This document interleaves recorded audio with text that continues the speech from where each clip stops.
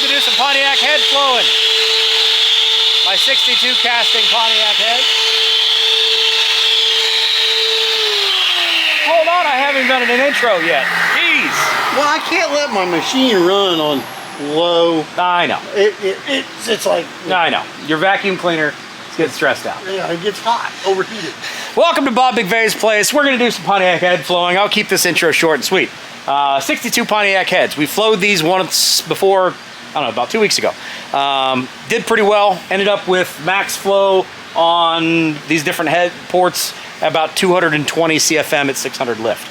I then did some hand porting on all of the intake ports on this, as well as a little bit of cleanup on the exhaust ports. Didn't go crazy, just cleared up the walls, took out some of the ridges, didn't go anything nuts, but we're gonna see what we got as far as our actual head flow goes now. If you picked up any. Hopefully I didn't screw it up. If it goes the wrong way? If it goes the wrong way, that's my own fault. But the question is, how much does a little bit of hand porting go? What do you think it's gonna make? I don't know. Yeah, any idea? I didn't even polish this. I didn't even hit them with a sanding. Well, we're causing the tumbling effect. effect. Yeah, that's what I was going for. Tumbling. That's what I was going for. Tumbling effect. I would like to see 10 CFM difference max lift. Maybe 15 CFM max difference. Because realistically speaking, I don't need everything that these heads can do. At 220 CFM at 600 lift, that's a 440 horsepower head, maximum capable. I'm not going to get anywhere near that on that Pontiac 350. No way to hell. So realistically, I don't really need any extra performance out of these, but it's going to be an interesting little thing to see. What does, I don't know, 3/4 of a day sitting there with a grinder, what does it get us? So we're going to go through this little thing here. Bob's got a Superflow 600. We got our brand new digital thingy here, so we can get it all on the laptop. Don't have to do any maths or writing anything down anymore. We just hit the button, do the thing, hit the test, and it does what it's doing. And we'll see what this thing gains. Does it gain on the low end? Does it gain on the high end? Does it lose anywhere in that range? Got it, but please don't lose anywhere in the range. We're gonna find out. So Pontiac head flowing, here we go. 1969, 62 casting heads. These have had a valve job done to them. And exhaust seats put in. And exhaust seats put in them. So there you go. Let's get to work.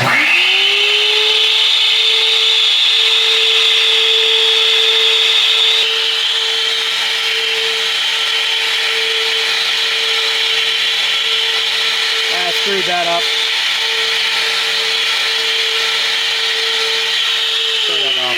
I screwed up.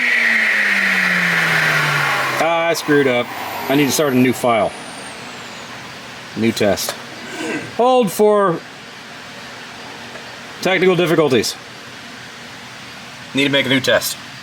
Bob left the spark plug out. It's like, man, that thing is flowing good. I'm glad you found that now instead of we have to go back and redo the whole damn thing. Alright, so intake, yeah. Alright, so F5, and then we need to go to options. There we go. Zero out readings. Zero out pressures.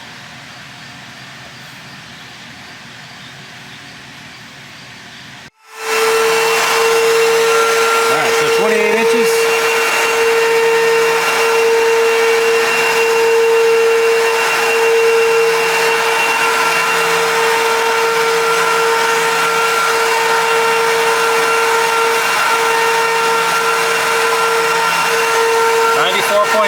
CFM.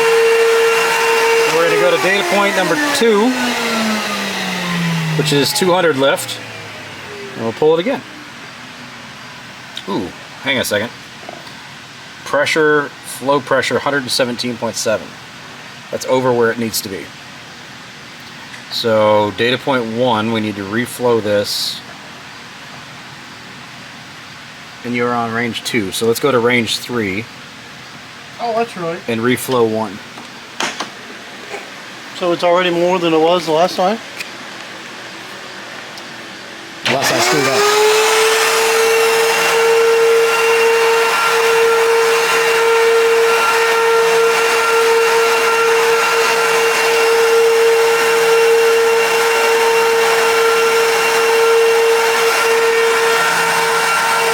Alright, so 87.4 CFM.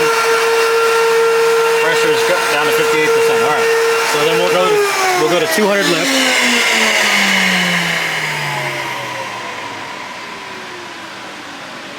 And pull it again. Get that back up to 28 inches.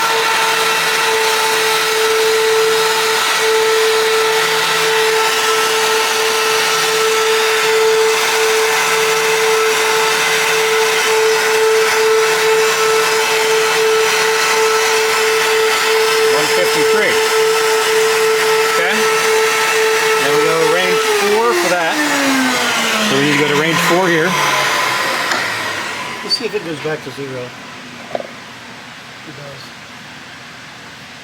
Yep. So then we're going to do 300 lift. You good? Okay.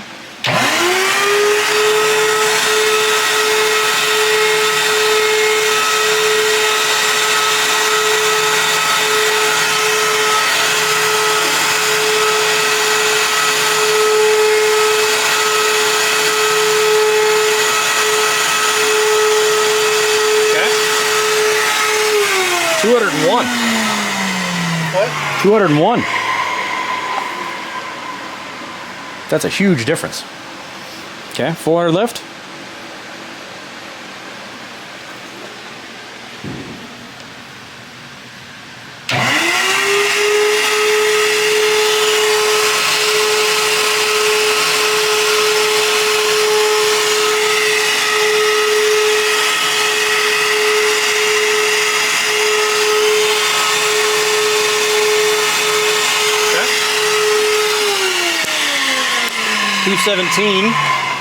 $217 at 400 lift. I'll have to go back and compare my old results versus my new results here. One of the nice things with this digital system is it takes different samples. So whenever you see me hit F1, you'll see that screen right there. It takes 1, 2, 3, 4, 5. It takes 30 different samples and then it averages that out, so you don't get any kind of a fluctuation. You get a nice clean number. So 500 lift, still in range 4. We should be good to go. Pull it.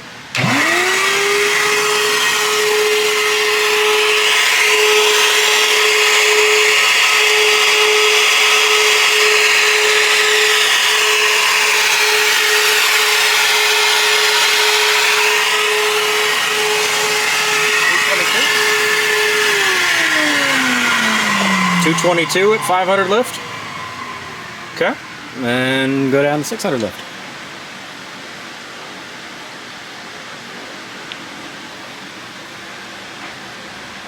Did it again. We still with 4? Yep.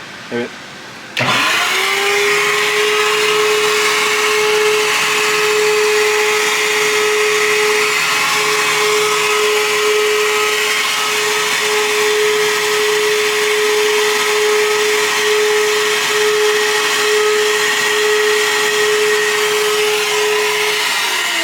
So 226 was our maximum at 600 lift. So let's look back at our screenshot from last time.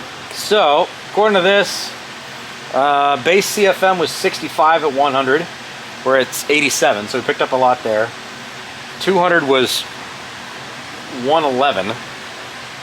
We're at 153 there, which is crazy.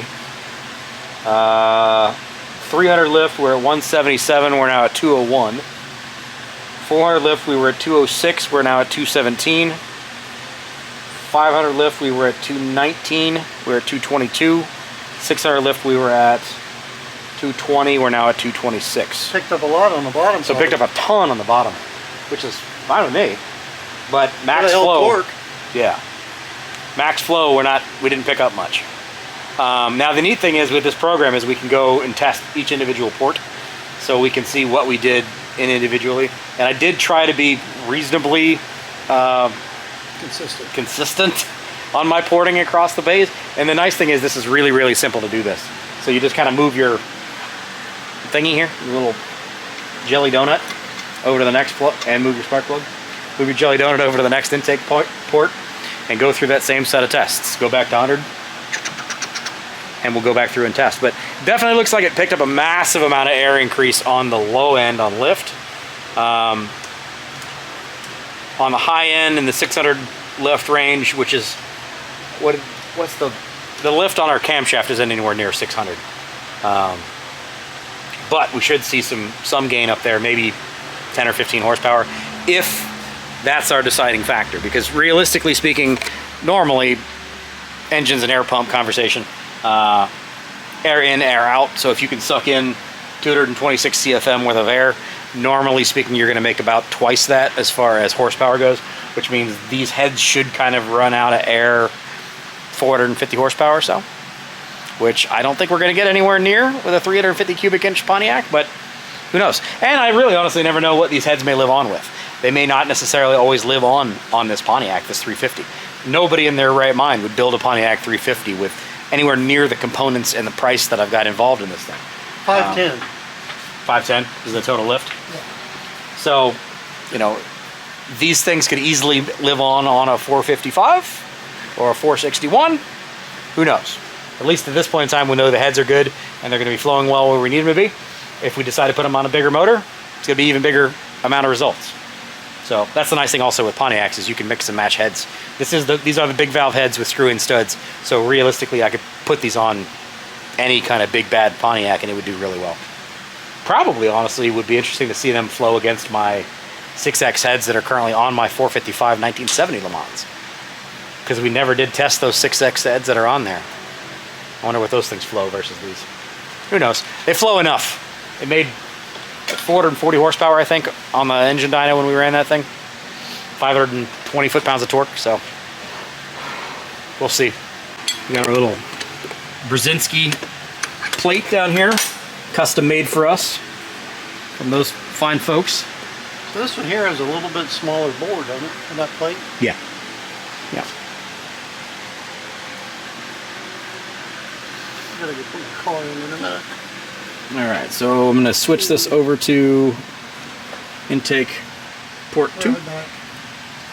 So you got intake port 2, 4, 6, and 8. So we already did 6, and that's our graph for 6. And then we'll do 2, 4, and 8, and then we'll be able to see how these ports compare to each other. And the nice thing with this is, if you end up having one port that's vastly different, you can then use that as your target as to what you want to go back in and port some more. If you wanted to go in and clean up that port a little bit more, take a little bit more meat out of that one, then you can actually improve that as well. You ideally want to have these things flowing very close all the way so that you have very consistent power production off all cylinders and not have one making a gob and the other one being completely restricted. So I did try to do that. This actual cylinder on this hole, this was considerably restricted when we ran it before. So it'll be interesting to see what this actually makes now that I've cleaned this up, because this wall was way, way tighter on this side on cylinder 2 than the other one. So I did do a bit more work on it, but I think I got it much more evenly matched across the board.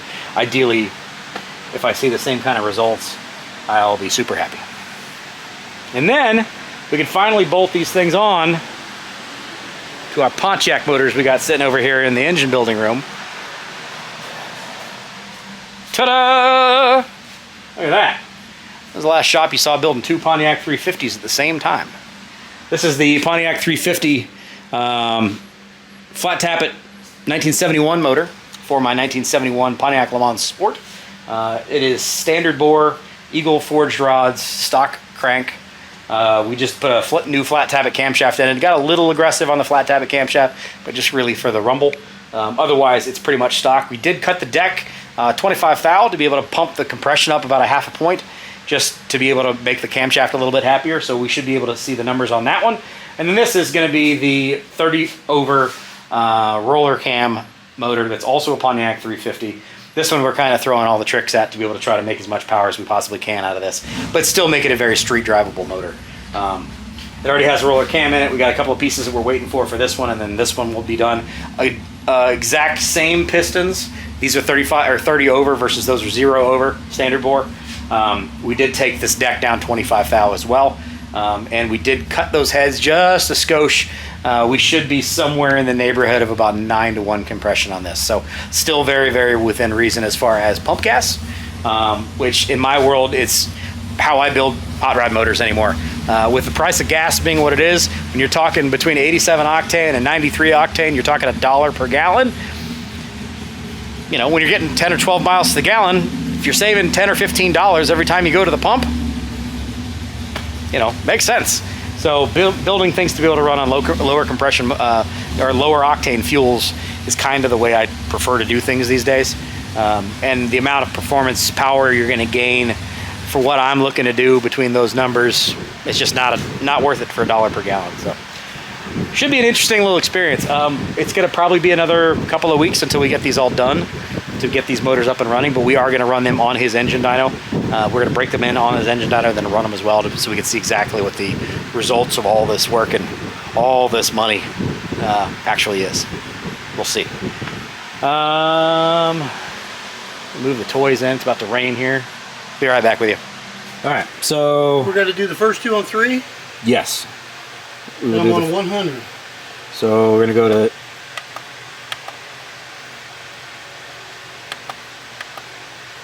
we're on 6. I want to go to 2. All right, so we're at 2, range 3. All right, On 0. communicating. We're on 0.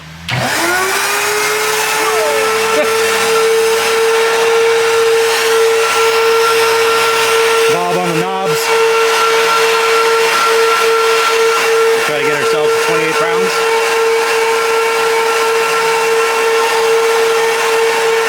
Sampling. You can see where it's reading the different samplings there.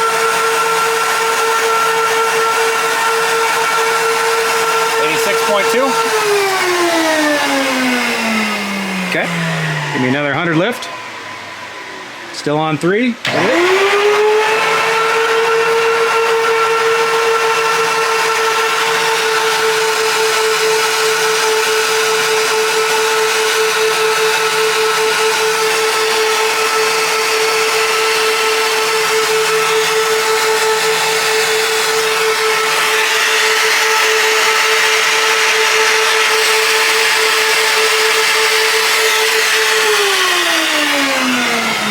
$150.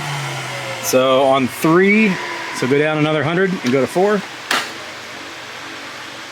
This is basically like a flow restrictor that you make adjustments with, and you're trying to make sure that you keep your pressure flows here where they need to be. That last one we flowed at 99.5% of pressure. So that's kind of the end of where we can go on 3, so we have to step it up to 4 to make the next one. So 300 lift. Working the dial, moving the thing. If we got a digital readout on inches.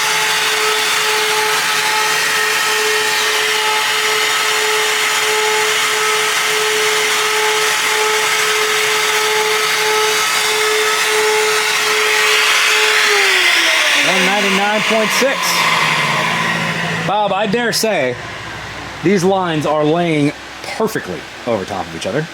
Well, Who is it that did this head work? I know it's the CNC of that guy. I mean, let me tell you about the professionalism. Hit it. 400 lift.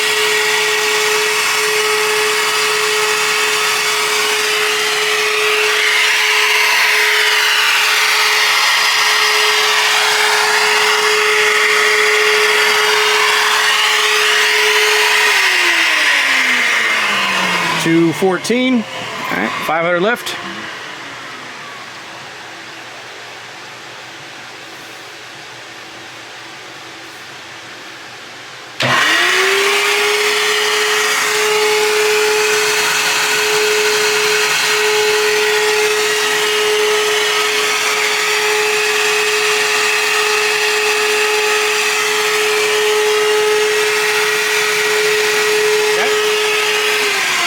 $219.6 and 600 lift.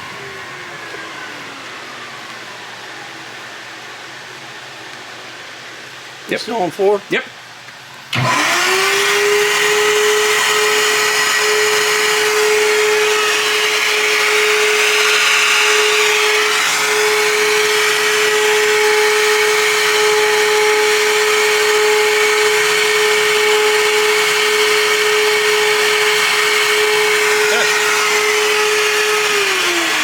So that one held perfectly up to 400, and then it did start to tail off a little bit on the top end.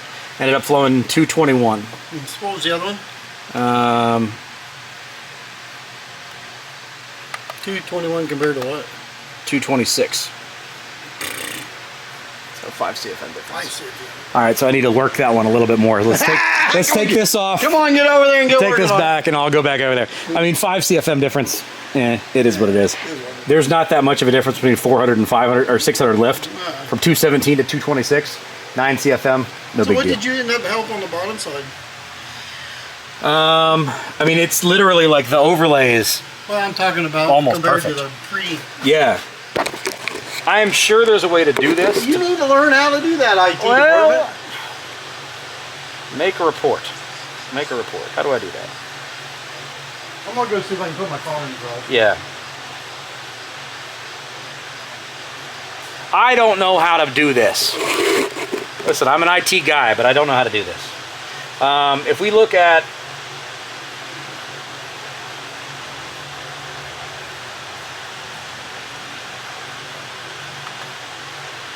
look at our lift difference,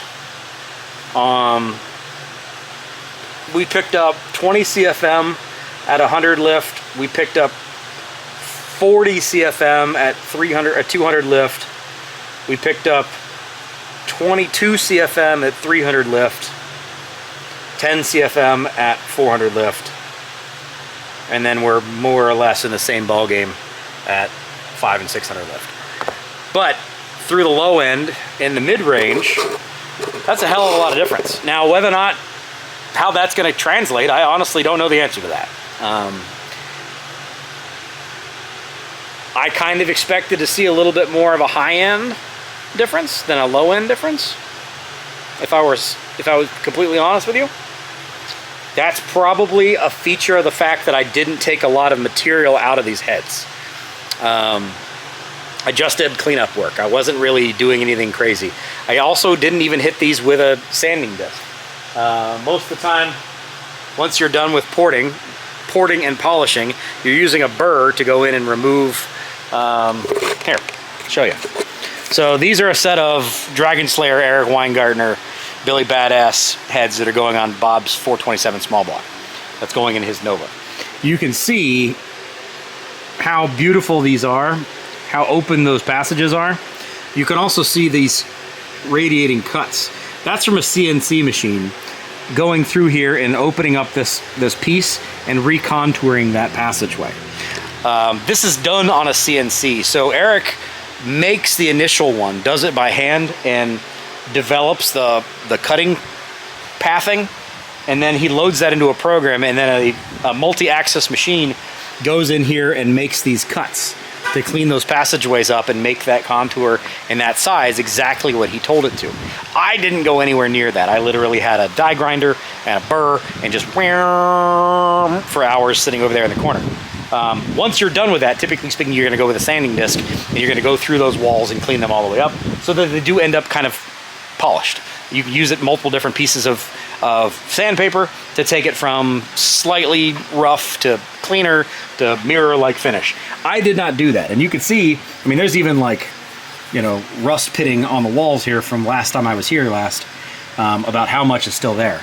Like I didn't get crazy on these. Those ports are cleaned up. I got rid of all of the burring, all of the walls. I made sure things are smooth, but they're not crazy. This is also the port, as I said, that had a major step down here where it was cut in quite a bit. So I maybe could go and cut this even a little bit more. Also, even as odd as this may sound, the size and shape of your jelly donut can cause a difference in airflow, because this is what's essentially imitating the runner of your intake manifold, because your intake manifold would be mounted, you know, here. So this thing being shaped in a certain way, or maybe not even necessarily sealing perfectly here or there or whatever, can make a difference in airflow. This was really, for me, an issue of I want to see what the difference, I don't really care what the maximum number is, I just wanted to see what the actual difference was going to be in me doing some head port work versus not.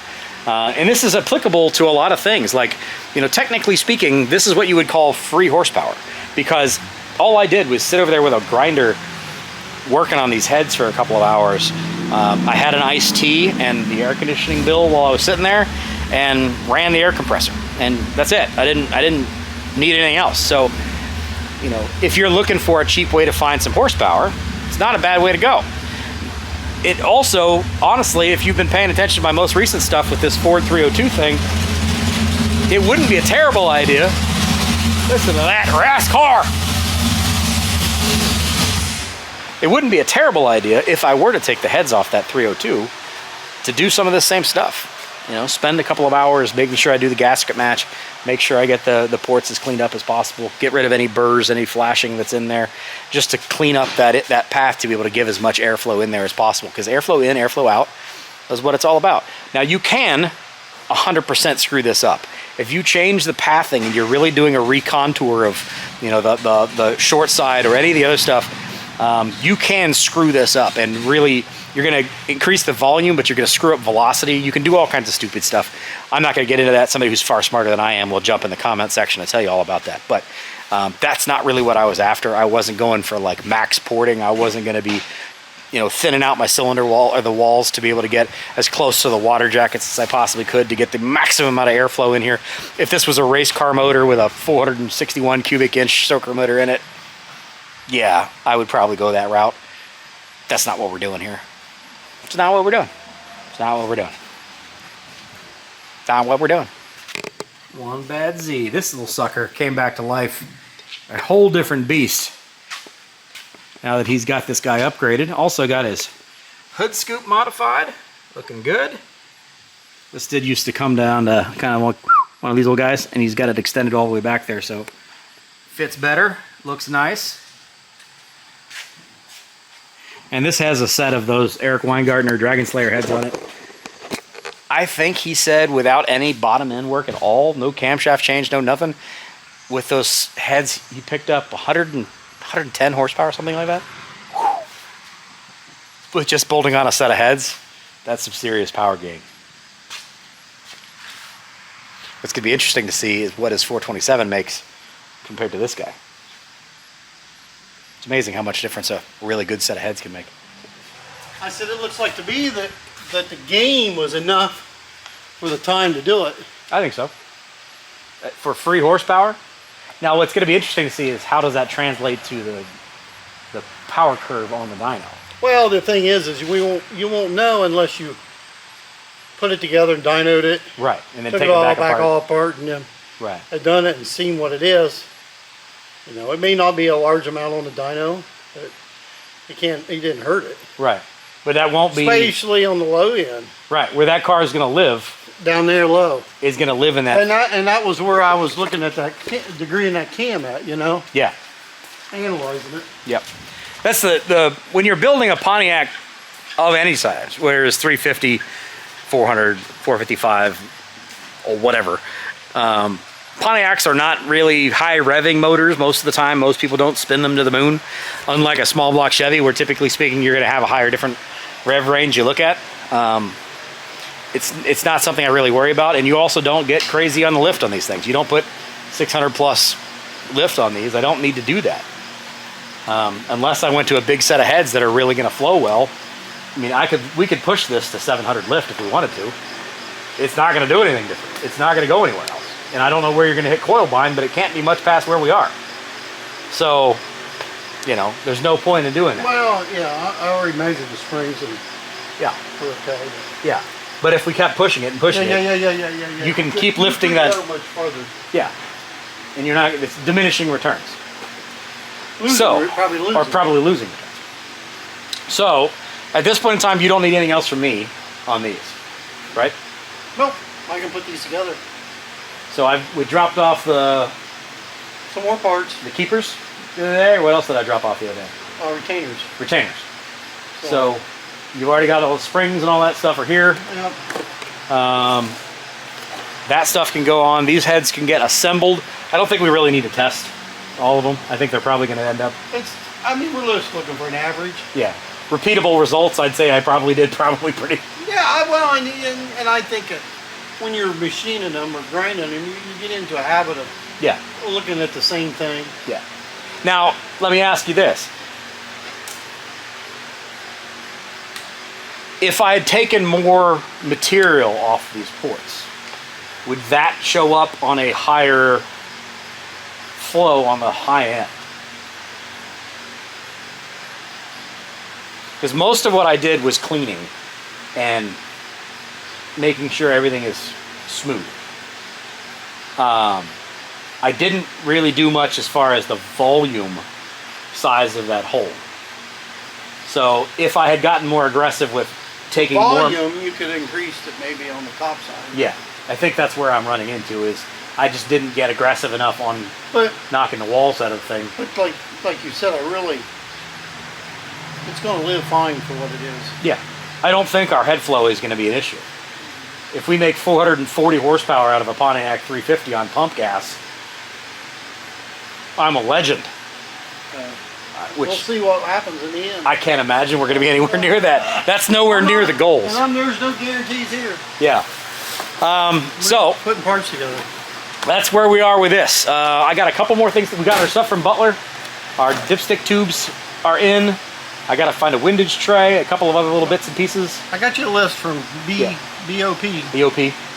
Spend some more money. And ship them to me. Yep.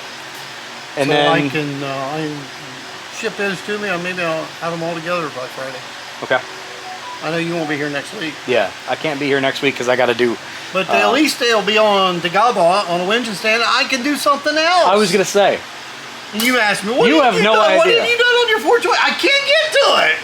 I did bring that up at lunch. What have you done on your 427? Nothing, because I've been working on your crap. But soon, you're going to be done with my stuff. I know, and I'm excited. I would come to that joy. And then I've got AMC stuff. Oh my God. You know I'm off until the first exactly. of the year. I'm on vacation. And I'll be in Florida. See ya. All them people are going to say, give Bob a break. Yeah. Oh, I'm sure. I'm sure. I'm sure. I do have some AMCs sitting around, I'm just saying. There's an AMC 360 sitting over there on the floor. If you're wanting more work done, I'm just not charging you enough then. Yeah, exactly. Prices continue to go up. Yeah, diminishing returns. That's how this works. I make him do more work. My labor rate goes up and up and up. But I do have some more stuff that's coming. It's not just this Pontiac stuff. I've got an AMC 324 that's sitting over there. It's sitting actually at the shop.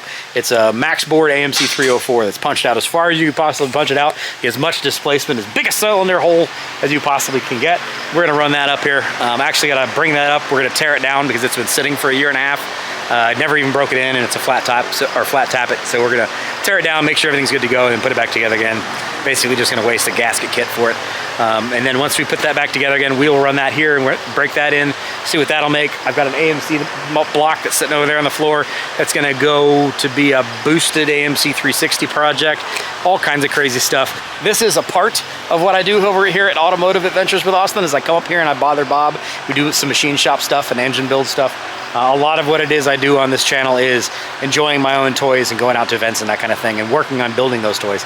But I do also try to include as much automotive manufacturing and machining side of things as possible. So hopefully you guys found this episode interesting. You learned some things. What do you think? How'd we do on our Pontiac head porting job? Did you expect to see more? Expect to see less? Should I have done a better job at what I was doing? Let me know. Thanks for being here. I appreciate it. Anything else you want to include? Go home? Get out of my hair? I understand. See you on the next one, guys. Take care. Bye-bye.